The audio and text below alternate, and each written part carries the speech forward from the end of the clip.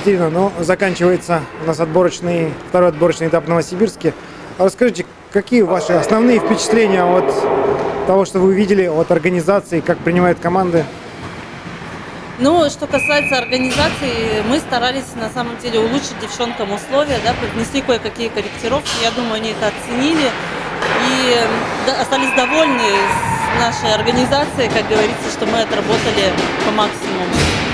Ну вот Гризли-1 уже, можно сказать, привычно стал победителем группы В, сыграв одну ничью с Соболем. На ваш взгляд, заслужили ли новосибирские девушки из Гризли-1 эту победу? Насколько все было для них удачно? И как оценить уровень конкуренции в подгруппе?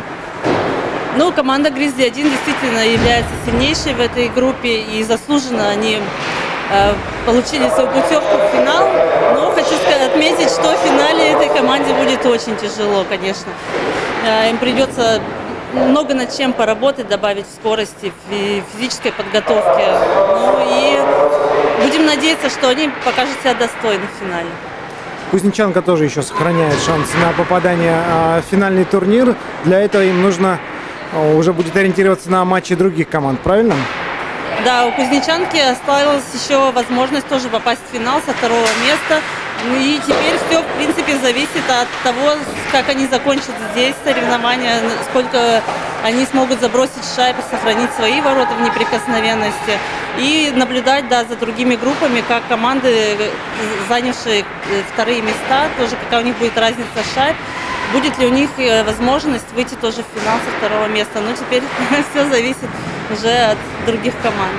Екатерина, на ваш взгляд, все-таки поступательное движение в развитии Лиги женского хоккея и группы В, в частности, вы сами ощущаете, в чем оно проявляется лично для вас?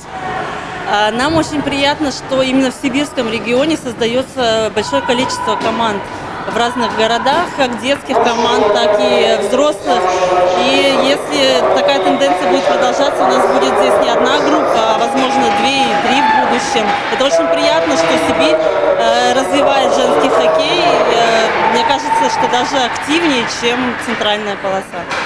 Ну, то есть сибирский хоккей, так скажем, можно назвать локомотивом, да, движения Лиги женского хоккея вперед.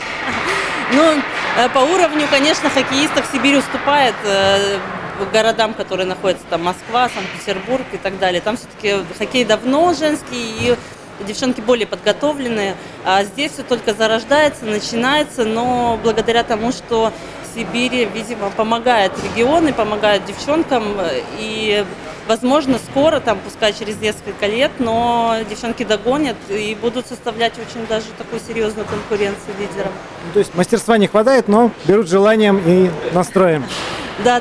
То, что у них есть желание, есть настрой, и девчонки, которые хотят играть в хоккей, я думаю, что у них все впереди, у них все получится. И скоро мы вырастим олимпийских чемпионок из Сибири тоже. Спасибо большое. Спасибо.